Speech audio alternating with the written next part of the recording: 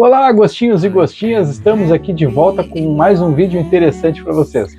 Hoje nós vamos falar sobre a FURG, a Fundação Universidade do Rio Grande, ou a Universidade Federal do Rio Grande, que agora, dia 20 de agosto, completa 54 anos. Então eu vou contar para vocês um pouco da história e da estrutura, mostrar imagens também para vocês, eu acredito que vocês vão gostar. Não vão embora, fiquem aí, roda a vinheta!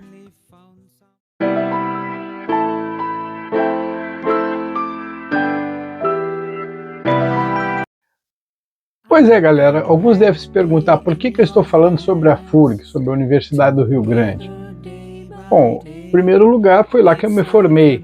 Em segundo lugar, meu pai foi professor durante toda a vida e sustentou a família.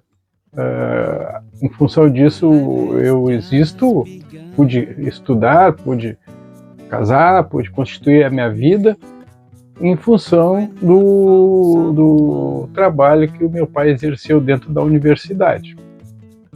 Mas essa universidade, na verdade, foi fruto de um trabalho coletivo muito grande. E daí o interesse em eu prestar essa homenagem à FURG, nesse ano que completa 54 anos de existência, e que os novos alunos, novos professores, admiradores, funcionários, todas as pessoas que giraram ou giram em torno da Universidade de Rio Grande, possam fazer um momento de reflexão neste momento, nesta hora de confraternização, e poder entender que, na verdade, a Universidade de Rio Grande ela surgiu como fruto de um esforço sobrenatural de várias entidades, várias pessoas, e que prova para a gente como é importante a força da união, uma comunidade, como o próprio nome diz, comum unidade. Com isso, nós conseguimos realizar maravilhas. Quaisquer obras são possíveis quando a comunidade se une. E foi o que aconteceu com a FURG. A verdade, lá por os anos 50, a cidade do Rio Grande carecia muito de um curso de nível superior. E em 1955, o presidente Café Filho autorizou a criação de um curso superior que seria a Escola de Engenharia Industrial. Na época, tinha chegado já em 1937 e fundado a refinaria Ipiranga o engenheiro Francisco Martins Bastos, uruguaianense e cidadão rio-grandino de coração, e ele com a fundação da refinaria Ipiranga, que depois veio a gerar todo o grupo Ipiranga, empresas de petróleo Ipiranga, que a maioria já conhece, e está presente até hoje, embora a refinaria de Rio Grande tenha sido vendida, existem várias empresas ainda do grupo, mas na época estava no auge o Grupo Ipiranga. E o engenheiro Francisco Martins Bastos tinha muito interesse em pegar parte desses valores que estavam sendo amealhados com com o refino, com a atividade de refino de petróleo, e investir na cidade que o acolheu. Como vocês sabem, a refinaria Ipiranga foi fundada em 7 de setembro de 1937. Então, lá, passados 20 anos, já geravam frutos, e o engenheiro Bastos, que era o superintendente, desejava investir também na cidade que o acolheu. E uma das formas seria criando uma universidade, uma faculdade. Foi a primeira escola de engenharia industrial, com recursos que ele destinou, e evidentemente com a mobilização de toda a comunidade do Rio Grande. Estava autorizada o funcionamento da escola de engenharia industrial, mas tinha muito caminho pela frente. Mas em 1956 já foi feito o primeiro vestibular, que, se não me falha a memória, foi no Ipiranga Atlético Clube já, sempre contando com o apoio da Ipiranga. Na ocasião, A legislação dizia que para se ter uma universidade, e não faculdade, era necessária a existência de 5 cursos. Então, já existia em Pelotas a Universidade Católica, e o arcebispo de Pelotas, Dom Antônio Zátera, ele geria alguns cursos, né, de filosofia, pedagogia, letras, e se interessou também pela causa aqui do nosso município de Rio Grande e a criação de uma futura universidade. Lembrando que nos 5 primeiros anos da escola de engenharia, os professores não recebiam salário. Para não dar problemas trabalhistas, recebiam cheque e devolviam, mas era trabalho voluntário, e esse trabalho voluntário se veria por muitos e muitos anos à frente, um trabalho muito bacana, digno de constar num filme, em documentários, porque isso não se vê mais hoje em dia. Em 1958, já no rastro da criação da Escola de Engenharia Industrial, foi criada a Faculdade de Ciências Políticas e Econômicas. Inclusive, meu pai foi aluno frequentou a primeira turma, ele e a irmã dele, a Yolanda Meirelles Leite, estavam na primeira turma da Faculdade de Ciências Políticas e Econômicas. E a minha outra tia, Terezinha Figueiredo, ela também começou a cursar a primeira turma da Faculdade de Direito, que viria a surgir anos depois. Em 1958, então, surgiu a Faculdade de Ciências Políticas e Econômicas. E em 1960, foi inaugurada a Faculdade de Direito. Não havia estrutura alguma para o funcionamento de cursos, nem mesmo local. Então, a Faculdade de Direito ela começou a funcionar provisoriamente no Colégio São Francisco. E a faculdade, depois, em 1961, com esse apoio do bispo Zátera, que também resolveu estender o ensino da filosofia e pedagogia que lecionavam em Pelotas, também usou a estrutura do Colégio Joana d'Arc. Vejam como era tudo improvisado. Em 1959, depois que, praticamente junto com a criação da Faculdade de Direito, um grupo de alunos começou a fazer um movimento, mutirão, o Flávio Figueiredo, o Oriente Ias, o Hélio Gomes, o Felício, o Leite, o Lapoli e o Dr. Bastos começaram a trabalhar pela ampliação da universidade, porque já tínhamos então a Escola de Engenharia, a Faculdade de Ciências Políticas e Econômicas e a Faculdade de Direito. Faltava só uma faculdade para poder se transformar numa universidade. Em 1960, a Ipiranga doou um prédio, um terreno para a construção da Faculdade da Escola de Engenharia oficialmente. Em 1961, como eu falei para vocês, a Faculdade de Filosofia começou a funcionar precariamente no Colégio Joana d'Arc. E em 1966, finalmente, com uma grande verba destinada pela Ipiranga, o Dr. Bastos, primeiro ele deu 100 milhões de cruzeiros, né, para dar início à criação da Faculdade de Medicina. Depois ele deu mais 100 milhões para a compra de equipamentos. Então praticamente não havia mais empecilhos para se criar a 5ª faculdade, que seria a básica para poder formar a universidade. A Faculdade de Medicina também não tinha local para funcionar, então inicialmente começaram as aulas sendo dadas na Santa Casa de Caridade, que também contou com o apoio do Dom Antônio Zátera.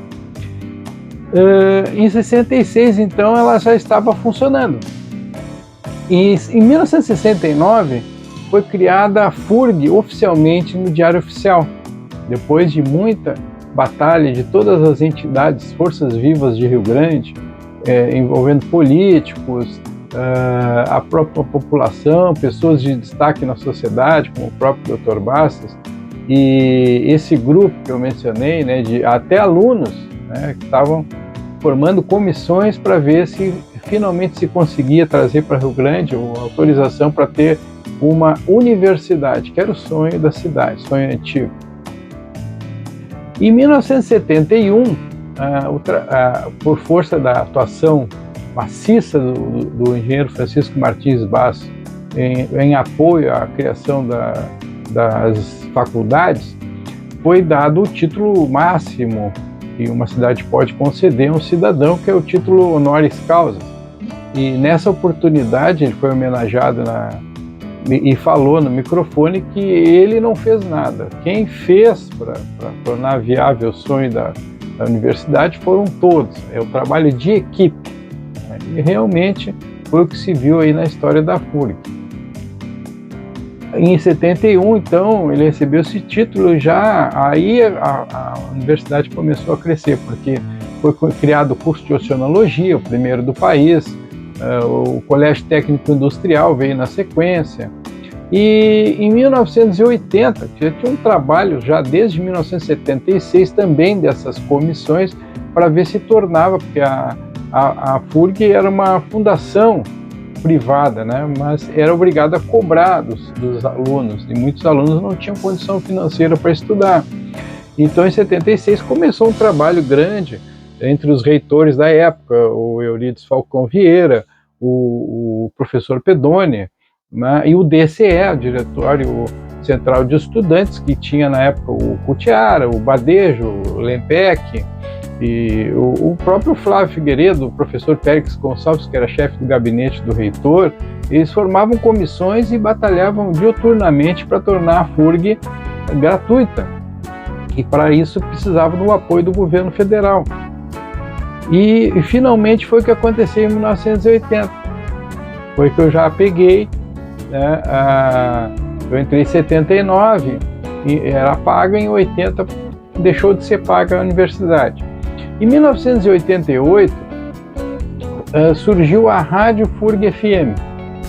Eu sou até suspeito de falar, porque o meu pai também, Flávio Figueiredo, foi um dos fundadores. Ele estava sempre metido no rolo. E até tem aqui, vou mostrar para vocês uma entrevista dele que ele deu para a rádio da FURG, ele e o professor Périx Gonçalves, muito bacana a entrevista, eu vou mostrar um trechinho para vocês, né? E a Rádio FURG FM foi ao ar em 1988, como eu falei para vocês, tocando um CD, que era a Nona Sinfonia de Beethoven, né? Os funcionários eram tudo voluntários. E, lembrando, né, que lá começou o trabalho voluntário já na Escola de Engenharia Industrial. O próprio Dr. Bastos, que dava aula, ele, quando acabava a aula, ele varria a sala. Era tudo, não havia recurso, então tudo eram os professores que tinham que fazer, ou devolver os seus cheques para ajudar a capitalizar, porque senão ia morrer aquele sonho. Então o trabalho foi voluntário por muitos e muitos anos, e a própria rádio também, né? Os funcionários eram voluntários, não tinham carteira assinada, só vieram a ter, a rádio começou em 88, só vieram a ter carteira assinada em 91, né? Até lá era tudo trabalho pro bono. E em 1999 surgiu a TV FURG, que deu um upgrade, né? Fazendo documentários, produção local, transmissão da Feira do Livro, Carnaval, todos os eventos culturais da cidade. E na sequência vieram outras obras maravilhosas, como o Hospital da FURG, o Museu Oceanográfico, que é um ícone turístico do Rio Grande do Sul, e também os trabalhos que essa área de oceanologia pratica, né? Tinha navios que até pouco tempo atrás iam à Antártida fazer expedições. Se tornou uma universidade enorme, né? O primeiro reitor, de 1969, foi o Adolfo Pradel. E uma curiosidade, o primeiro nome da universidade seria Unigrande, mas logo em 1970 já passou a ser FURG. quem então que viabilizou, além de todas essas forças vivas que trabalharam, inclusive prefeitos, vereadores, deputados, o deputado Carlos Santos também foi importante, o prefeito Scarone Vieira, inúmeros reitores, até é ruim de citar nomes, porque foi muita gente, mas a gente não pode deixar de citar esses três, que quem realmente foram, assim, vamos dizer, as raízes, né, da criação da FURG, que é o Dom Antônio Zátera, que apoiou desde o início esse projeto, o engenheiro Francisco Martins Bastos, que apoiou financeiramente e também através de projetos e até lecionando e varrendo sala. E a nossa prefeitura de Rio Grande também, que doou uma parte no terreno, não foi só a Ipiranga que doou, a prefeitura também, praticamente bancou a Faculdade de Ciências Políticas e Sociais. Então, todo esse trabalho em conjunto maravilhoso acabou gerando essa criança linda que é a FURG, que vai fazer já 54 anos, que eu tenho muito orgulho de ter me formado lá, e do meu pai também ter trabalhado lá. O meu irmão se formou lá, e vários de vocês com certeza tem alguém na família que já puderam usufruir da estrutura maravilhosa da FURG. A FURG hoje é uma universidade enorme, tem lá 250 hectares. Eu até cheguei a acompanhar lá o início, era só areia, e agora aquilo ali é uma floresta, quando você entra no campus ali do Trevo, né, vamos dizer assim, e aquele campus ali horizontal maravilhoso, todo estruturado, né? Hoje tem mais de 60 cursos de graduação, mais de 20 cursos de especialização, mais de 32 cursos de mestrados, 13 de doutorado, mais 14 tipos de residências, e os professores são mais de 720 professores, mais de 1.000 funcionários, e estudantes são muito mais de 12 mil, até porque tem que considerar também os IAD, né? Inúmeras, incontáveis cidades atendidas, e temos aí 4 campos, né, oficiais, que seria o Rio Grande, Santa Vitória, Santo Antônio da Patrulha e São Lourenço. Bom, então, ao longo dos anos, a FURG também apoiou praticamente toda a parte cultural da cidade de Rio Grande. Como eu falei para vocês, tem até a escola de enfermagem, é um espetáculo a universidade. E foi tendo, como vocês vão observar nas imagens aí, ou já estão observando, participação maciça em todos os eventos culturais de Rio Grande, e também na formação do cidadão rio-grandiano. Então, o meu desejo é muitas felicidades para a universidade, para todos os funcionários, todos os professores, todos os alunos atuais, ex-alunos, e dizer que a FURG mora no meu coração, vai continuar morando, e deixar esse depoimento aí do vídeo para os atuais colaboradores da universidade, para ver como a história da FURG foi forjada com muito sacrifício. Durante muitos anos não haviam recursos, era trabalho pro bono, voluntário, não tinha estrutura, não tinha equipamentos, e a FURG foi se reinventando com a força sempre maciça da comunidade, do empenho, de pessoas, através de pessoas visionárias como essas que eu citei, especialmente o Dr. Francisco Bastos e todos os outros colaboradores, que enxergaram que lá na frente ia ser possível, além de ter faculdade, ter universidade numa cidade do tamanho de Rio Grande, e hoje uma universidade que é referência para o Brasil inteiro. Nós vamos falar da história da universidade, mais uma vez fazendo então especial do NUME, o Núcleo de Memória Engenheiro Francisco Martins Bastos, hoje contando com a presença do professor Flávio. Professor, as suas memórias bem do inicinho da FURG, poder contar com a gente, pra gente dividir com os nossos ouvintes como foi lá naquela época, as suas memórias, enfim, as suas lembranças. Bom, você sabe, né, que já não sou jovem, eu já tenho uma certa idade e a memória às vezes trai a gente. Mas eu vou procurar relembrar algumas coisas da nossa querida FURG, que começou lá em 1959. quando eu era aluno do primeiro ano da FURG. Já existia naquela época a Escola de Engenharia Industrial, que foi federalizada. Depois surgiu a Faculdade de Direito Clóvis Bevilacqua, que foi criada por Dom Antônio Zátera, da Mitra Pelotense, e que funcionou no Colégio São Francisco. Concomitantemente, também foi criada a Faculdade de Filosofia, mantida também por Dom Antônio Zátera, e que funcionava no Colégio Santa Joana d'Arc. Então, nós já tínhamos a Escola de Engenharia Industrial, tínhamos a Faculdade de Ciências Políticas e Econômicas, tínhamos o curso de Direito e tínhamos o curso de Filosofia. Confere? Sim. Bom, e lá começou um movimento aqui em Rio Grande, através da imprensa, para se criar uma universidade em Rio Grande, que não havia, só tinham 4 cursos superiores. Depois foi criada a medicina.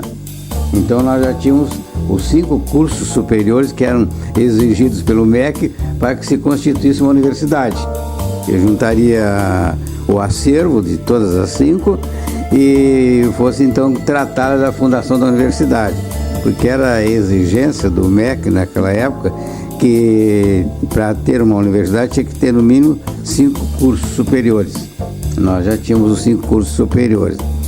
O primeiro ano da nossa Faculdade de Ciências Políticas e Econômicas, que foi criada pela Prefeitura, ele começou a fazer um movimento através do diretório acadêmico.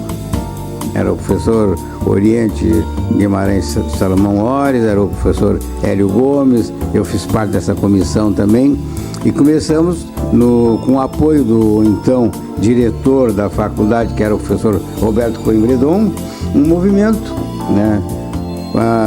Falando à sociedade da necessidade de que a nossa cidade tinha de ter uma universidade. O que aconteceu?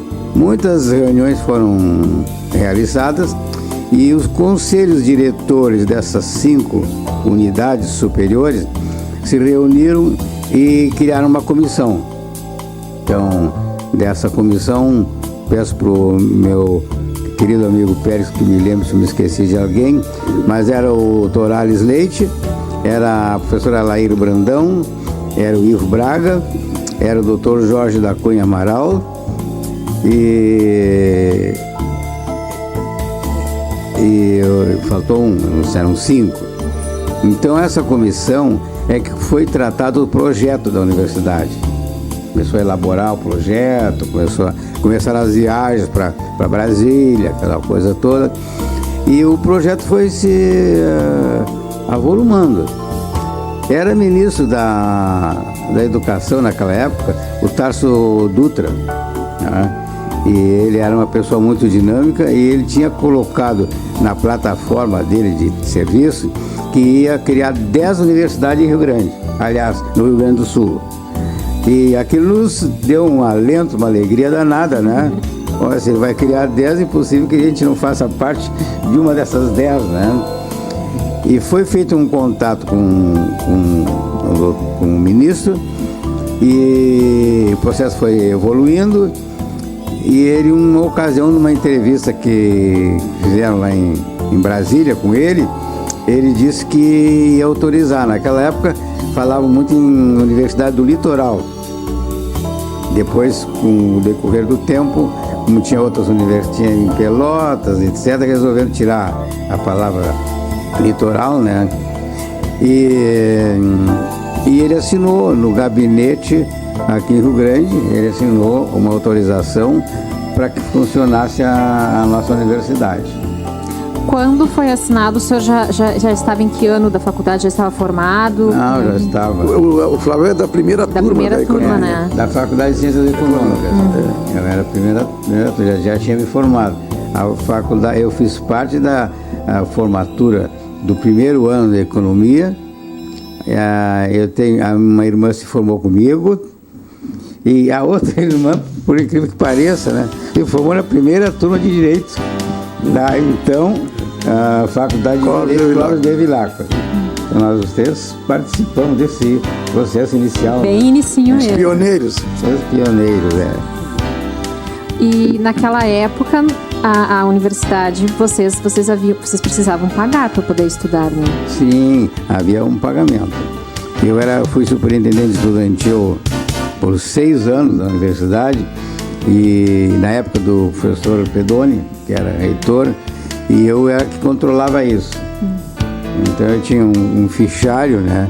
Porque naquela época tinha a casa do estudante, e a gente só permitia que entrasse na casa do estudante pessoas que viessem de fora e que realmente não tivessem renda, né, suficiente para pagar a universidade. Então o pagamento eram mais ou menos bem feitos. Todos pagavam, aqueles que não podiam fazer um plano para pagar com mais facilidade, né? Mas havia pagamento inicial da universidade. Para a gente rememorar mais ou menos quando que depois da universidade se tornar e juntar as faculdades iniciais isoladas numa só, parou essa cobrança e o pessoal pode estudar gratuitamente. Se o senhor se lembra. A federalização? Isso. A federalização foi lá da década de 80. O senhor ainda estava na universidade ainda, né? Trabalhando. Ou 70, não sei exatamente, acho que no final de 70. Foi um processo um pouquinho demorado. Inclusive, como superintendente estudantil, eu fiz parte presidi uma comissão que estudava o logotipo da universidade. Né? Então foi lançado o concurso no meio dos estudantes da universidade, e um aluno da engenharia, então, ganhou o prêmio, parece que era 5.000 cruzeiros naquela época, não me falha a memória, pelo fato de ele ter criado esse logotipo que até hoje está em publicidade, documentos da FURG, etc. Nós temos no NUME o original disso. Temos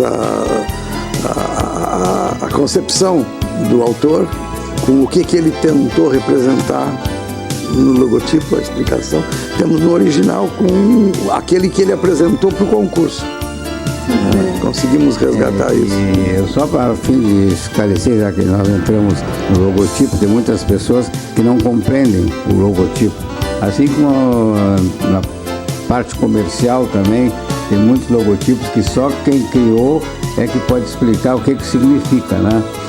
E esse logotipo significa aquelas 3 figuras geométricas que tem ao lado e embaixo, as faculdades, as unidades anteriores.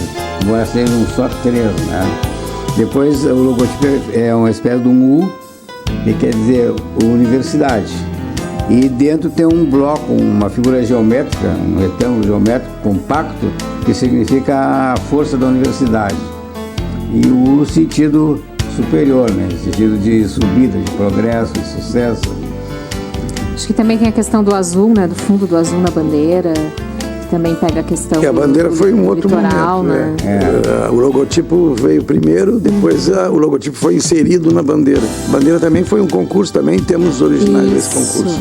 E aí foi uma professora, se não me engano. Foi uma pessoa, acho que da educação artística. Deixa o pessoal bem engajado. Isso é importante a gente poder destacar o quanto os estudantes estiveram bem. O professor Péricles, em várias oportunidades aqui dentro desse mesmo especial, sempre destacou isso, quanto os estudantes estiveram atuantes. Sim, desde o início da universidade. Da época, através da URIS, né? De passeatas, com cartaz. Tanto é verdade que o ministro veio a Rio Grande. Nós tivemos um período muito interessante que foi que me levou o professor Pedoni a me nomear como superintendente estudantil. Foi no tempo do AI-5, né, que havia muita revolta de estudantes, e os estudantes aqui da universidade fecharam o bar que tinha aqui, lacraram todo o bar, né, e fecharam porque queria que os preços do bar fossem inferiores ao preço do comércio em geral, né?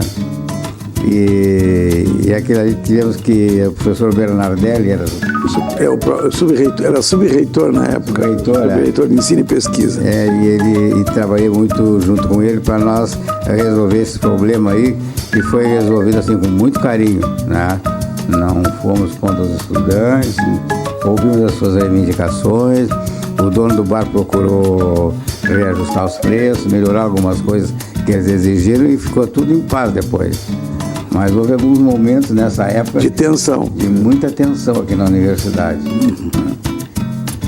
O senhor chegou a falar da questão da assistência estudantil, né, da preocupação desde os primeiros momentos. Eu acredito que era bem difícil para todo mundo que estava estudando, seja quem morasse aqui, não devia ser fácil conseguir arcar com alguma despesa, né, alguma mensalidade, mas principalmente para quem vinha de fora já existia essa preocupação desde lá do início.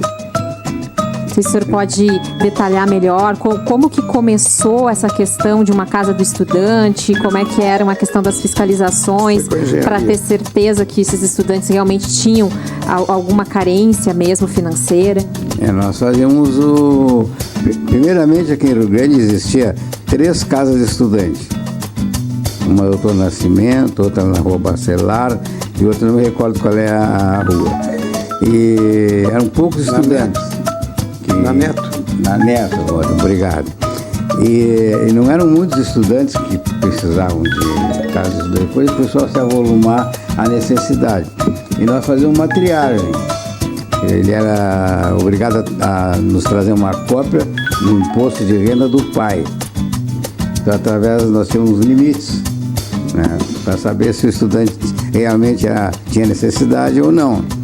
Inclusive, quando foi criada essa casa do estudante aqui bem pertinho aqui da FURG, foi uma casa muito boa, com uma porção de quartos, e existia ali um funcionário de um banco que ganhava bem e estava difícil de retirar ele dali, né, para dar vaga para outros mais necessitados. Mas depois a gente conversou com ele aceitou, né, a nossa exposição e saiu para dar lugar para outros estudantes. Mas um caso pitoresco que aconteceu também, que faz parte dessa vida na universidade, foi que, uma ocasião, um dos ministros deu uma palestra na Guiné-Bissau e falou muito sobre o curso de oceanologia. Então ele pintou um curso de oceanologia, como realmente o curso né, de grande valor.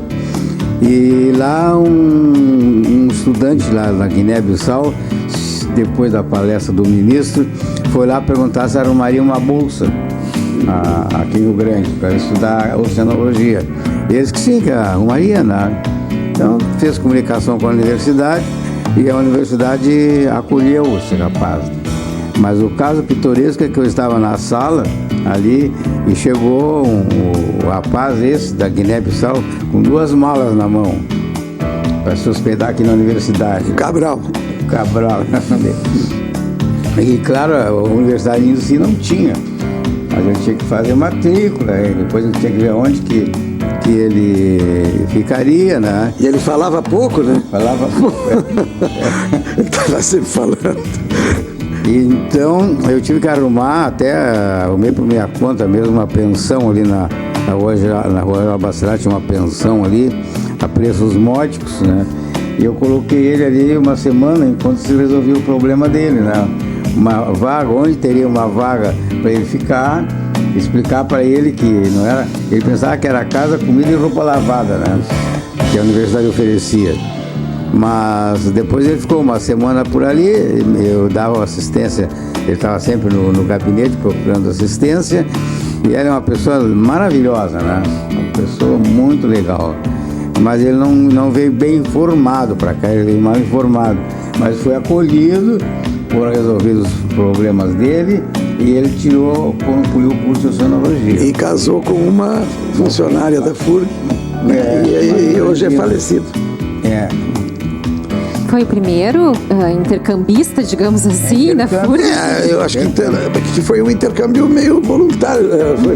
Não era um troço institucionalizado ainda, né? Ele resolveu vir. Ele era assim, ele passava os dias pedindo coisas, né? Nessa época eu era chefe do gabinete do reitor, né? E o Cabral sempre tinha um xerox que ele precisava, ele estava sempre pedindo alguma coisa, mas ele era uma pessoa muito agradável, embora que falasse muito, ele se tornou dissesse, então tá, tudo bem, porque ele era muito desembaraçado, né? E e gostava bastante de conversar. E a gente estava trabalhando, né? A gente atendia ele não ia embora.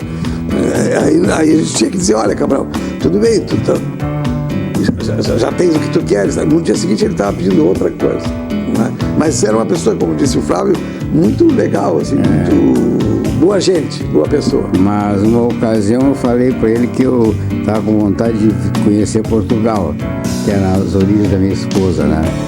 E aí começou a levar lá para casa coisas que ele gostaria de mandar para as irmãs dele em Portugal, né? Já na expectativa da viagem. Que moravam em Lisboa. Então todos os dias ele levava, mas ele levava um disco de vinil, daqueles long play, né? Levou uma porção de material pequeno, até marca de sabonete, pasta de dente que não tinha lá, ele foi levando. Então um dia eu disse, olha, eu vou te mostrar aqui em cima de uma cama tudo que tu estás querendo mandar para tuas irmãs, mas eu já tenho uma mala de coisa para levar. Eu não posso levar por causa do peso, a gente pode levar pouco peso. Mas como é que eu vou saber quem é a tua irmã lá em Lisboa quando eu chegar? Não se preocupe, eu vou lhe dar uma fotografia dela e o senhor vai encontrar minha irmã. Então, o aeroporto de Lisboa é um aeroporto que tem muito movimento, né? Aí eu fiz uma malinha das coisas dele e fui. Aí lá tinham diversas pessoas com trajes típicos africanos, né? Mais do que uma pessoa. E eu não sabia como eu ia localizar, então eu entrei naquela fila de gente esperando os passageiros, comecei a olhar para uma, para outra. Daqui a pouco uma senhora deu um passo à frente, né? E disse, o senhor é o seu Flávio? Eu sou a irmã do Cabral. Mas como é que a senhora me identificou? Ele pois, tratava-se de um casal que o marido é mais baixinho que a mulher. Então, quando entrou um casal e a esposa era mais alta do que eu, ela se chegou e recebeu a encomenda, né? Essa história uma das histórias, né, de estudantes aqui da FURG. Que bom poder dividir ela com a gente, né? Que bom a gente poder também se divertir com esse tipo de história, porque faz parte da história da universidade, não é só uma questão da história formal também e da parte oficial mesmo da criação. A gente tem também todo esse lado humano que é importante a gente retratar aqui, exatamente por isso que a gente está. Os camarins. Os camarins, né? Mas eu achei bem interessante porque quando foi falado que esse estudante vivia pedindo coisas todos os dias, enfim, eu fiquei pensando que tem um pouquinho de história da FURG aí, porque parece assim, quem não arrisca não petisca. E na história da FURG teve muito heroísmo, teve muito dinamismo, muita gente lutando e fazendo acontecer, né? Buscando de alguma forma, dando forma para a universidade. E o professor Flávio é uma grande testemunha desde o tempo de estudante. E havia muita entrega das pessoas que faziam parte da FURG, entregavam muito seu tempo e sua vontade de fazer para a universidade. Nós chegamos a fazer gincanas, te lembra? Gincanas no sábado e no domingo. É verdade. Gincanas, tinha tarefas para as equipes conseguir. Por exemplo, um jornal de 1920, uma revista que trate de determinado assunto. E as equipes saíam feito loucas, porque quem chegava primeiro com a tarefa ganhava pontos. Isso acontecia no sábado e no domingo, e os professores, todo mundo participando, colaborando, etc. Hoje mal e mal dão aula quando vão para a aula. É difícil essa mudança de comportamento, digamos assim, né? Essa época foi uma época de muita entrega. Não teria havido universidade se não houvesse um empenho das pessoas querendo que a coisa acontecesse. Não haveria. Foi necessário esse empenho, as pessoas doarem parte do seu tempo para a universidade, para as faculdades antes. É verdade. Que começaram, inclusive, sem remuneração. Os professores recebiam o dinheiro e devolviam. Perfeitamente. Para poder a coisa andar. Quer dizer, eram desprendimentos que são necessários para que as coisas andem. Então, na verdade, isso que o Flávio estava comentando, né, da parte da política estudantil, digamos, de assistência estudantil, quando ele era superintendente. Isso não era uma coisa que vinha de cima para baixo. Foram políticas implementadas aqui pelo Flávio, pelo reitor da época, que tirava parte de verba daqui e dali para poder fazer uma assistência que ainda não estava institucionalizada como um programa nacional. Não existia isso. Foi a criatividade deles. Dá para dizer que foi a necessidade que fez as coisas andarem. Isso mesmo. Quando, por exemplo, outra vez que houve uma reunião aqui que eu contei um pouco da história da rádio, eu falei nesse aspecto que o Pérez está falando. O Paulo Milbrat lembra perfeitamente que nós tínhamos funcionários da rádio que não recebiam salário. Ele mesmo, né? Durante um tempo não recebeu. Não quis acusar ele. Mas nós temos um rapaz aqui em Rio Grande que é secretário da Câmara dos Vereadores, e o Roger Vaz, ele era um ótimo locutor, não recebia nada. Ele tinha que chegar na rádio às 8 horas da manhã, primeiro ligar a torre lá da Câmara do Comércio, depois ir para a rádio. E uma manhã ele vinha e foi assaltado. Foi assaltado, roubaram a jaqueta dele, deixaram ele de camisa e tiraram tudo que era dele. E disseram para ele assim: tu te deita no chão, não olha, porque nós vamos te dar um tiro. E ele foi olhar, pensou que eles tinham ido embora, eles estavam ali perto e deram um tiro no Roger, que inclusive até hoje ele está com a bala no corpo, porque não pode extrair a bala. E ele continuou trabalhando na rádio. Hoje ele está fazendo outros trabalhos, ele é um excelente locutor, jornalista e tudo, mas para ver o valor que começou uma atividade. Ele foi um daqueles, como o Paulo Milbrat e outros, que eu não vou mencionar porque a gente está falando sobre a universidade agora, que fizeram alicerce da rádio, e na universidade a mesma coisa. Referindo ao que o meu companheiro Pérez falou, as raízes da nossa FURG são 4 cursos superiores, né, que eu falei. Um deles é a Faculdade de Ciências Políticas e Econômicas, que foi criado pela prefeitura com muito sacrifício, muita dificuldade de conseguir autorização para funcionar, e a prefeitura comprou um prédio ali na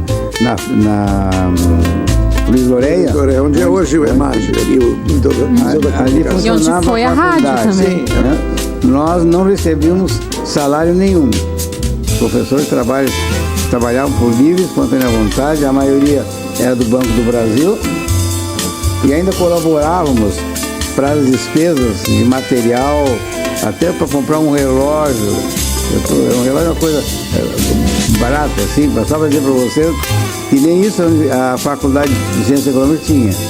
E todos colaboravam para a faculdade continuar. Então essa faculdade também é uma das que começou assim, com sacrifício. E tudo aquilo que a gente adquire com sacrifício, a gente preza mais, né? E realmente confirma o que o Pérez falou. Tudo começou com muito sacrifício. Todos os empreendimentos foram com muito sacrifício.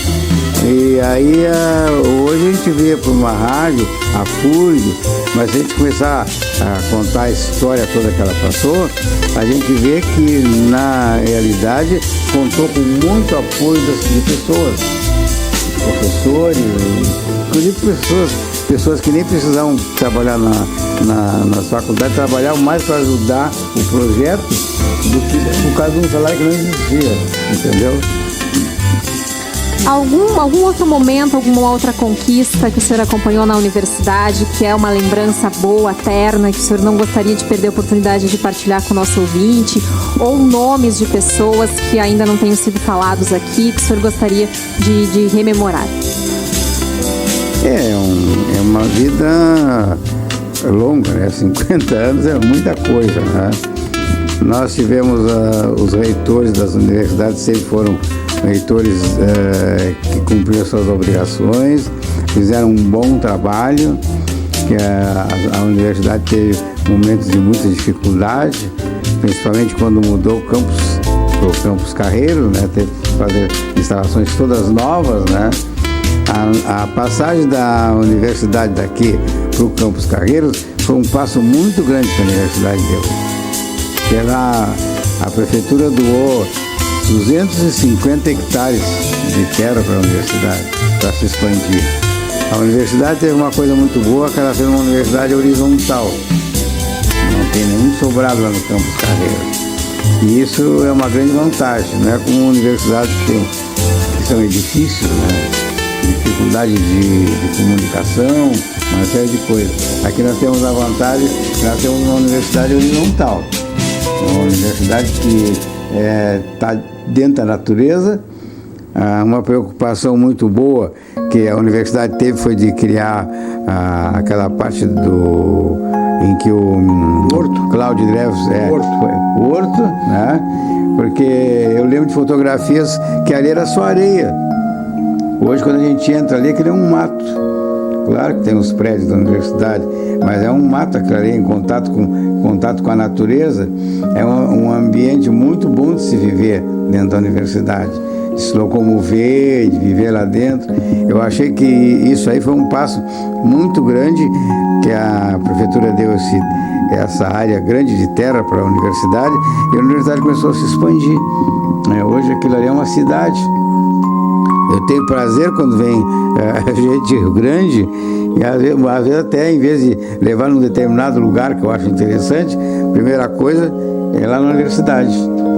E todas as pessoas que visitam a nossa universidade saem com uma ideia muito boa da nossa universidade. Sai contente, feliz. Não imaginava que a universidade era isso aí. Eu até fico, às vezes, também quando eu passo algum tempo sem ir lá, tem mais um prédio, tem mais isso. Sempre tem uma novidade lá dentro, né? Então, a minha referência, assim, que eu faço da nova FURG é justamente o Campos Carreiros. Aquele Campos Carreiros ali é uma coisa que a gente tem que se orgulhar, naquele Campos Carreiros, porque tem recebido elogios de muitas pessoas que vêm de fora e que gostam daquilo ali, e vêm de outros ambientes universitários que não tem aquela coisa agradável quando chegar aqui à universidade. Está tudo bem estruturado, a pessoa se sente bem lá dentro. Eu acho que essa aí foi a principal passo que a FURG deu, foi levar o Campos Carreiro para lá. Só para a gente não perder a oportunidade, rapidinho, os campos fora de sede, professor, sua opinião, a FURG já está tem Santa Vitória do Palmar, Santo Antônio da Patrulha, São Lourenço do Sul. O senhor imaginava vivenciar isso lá no início? Não imaginava. Jamais, né? A gente não faz uma projeção eu não fazia uma projeção tão grande como do que existe hoje. Não tive essa capacidade de imaginar até onde ia a FURG, né? E a FURG está indo longe, né? Isso eu fico orgulhoso de participar, porque quando foi criada aquela comissão para falar sobre a universidade, eu recebi procuração do prefeito para ser representante da Faculdade de Ciências Econômicas junto ao projeto da universidade. Mas nunca imaginei que a gente ia chegar onde chegou, entendeu? A gente faz uma projeção, embora tenha sonhos de progresso, de sucesso, a gente nunca faz uma suposição que vai crescer tanto como cresceu, né? Então a gente tem orgulho de chegar lá na universidade e ver tudo que existe da universidade. Quando eu tenho uma fotografia que eu tirei plantando uma árvore no campus, que era só areia. Quando que eu imaginei, hein, de estar vivo num momento desses, né?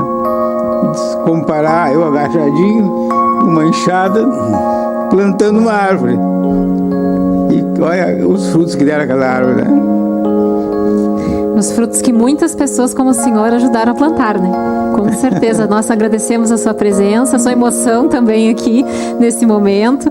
Estamos finalizando então o FM Café de hoje, mais um especial do NUME, o Núcleo de Memória Engenheiro Francisco Martins Bastos. Agradecemos a presença então do professor Flávio Figueiredo, professor Péricles Gonçalves. E aí, pessoal, gostaram da história? Se vocês gostaram, como sempre, não custa nada, curtam, compartilhem, se inscrevam no canal, comentem, façam nos comentários aí para a gente poder gravar outros vídeos. Com isso você está ajudando o nosso canal a crescer e continuar sempre enviando vídeos interessantes como esse. Desejo a todos muita paz, muita saúde e um beijo no coração.